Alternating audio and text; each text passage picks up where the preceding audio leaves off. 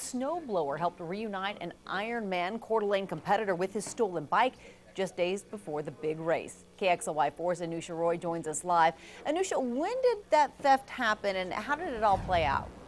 You know, it's a really interesting story. The two bikes were taken near Hubbard Avenue and Lakeshore Drive Thursday morning. I talked to the athlete, the Ironman athlete from Western Washington. When he realized that his bike was gone, all he could do was just sit there and stare at where his bike was, thinking he wasn't going to see it again.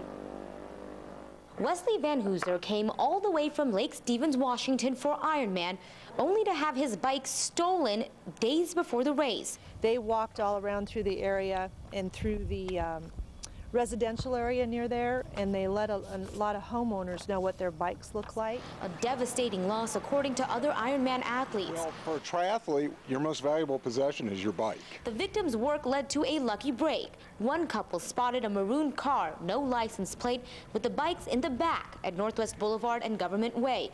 The suspects saw the witnesses looking. They took off and hopped a curb, went around the traffic barricade, and I went north on Government. The police were called, but the suspects were gone.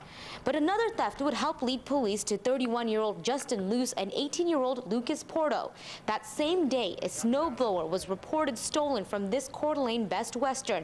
An employee even saw the car with the snowblower drive off. Didn't think anything of it because I didn't think anybody was gutsy enough to do something like that. The hotel didn't realize until later it was their property. And I gave them the model number and the serial number. It was that serial number that police ran through their pawn database and tracked the snowblower back to Pawn 1 in Spokane the next day. Whenever we get that information, we know exactly who pawned it. Justin Luce's name came up. He was arrested in Coeur d'Alene. Today, Porto was taken into custody. The stolen property was recovered, and Van Hooser, well, he got his bike back just in time for Ironman, finishing the race in 13 hours.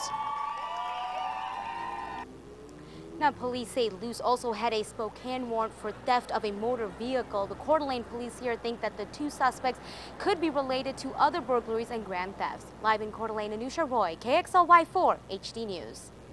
Well, for many people, writing down the serial numbers of their belongings probably doesn't enter their mind, but it could save you big time down the road. When a pawn shop receives an item, it is required to hold that item for 30 days if the shop purchases it. If the item is only pawned, meaning the person is going to come back for it, the item must be held for 90 days. All serial numbers and names of owner are submitted into the database each day. Insurance companies recommend that you copy all serial numbers of your items you've purchased, even small things like an iPod. If the item is stolen, you can give that number to police and also call a pawn shop. It can run the number through the database. It's also a good idea to take pictures of your items. Make sure you keep your inventory in a safe and secure area.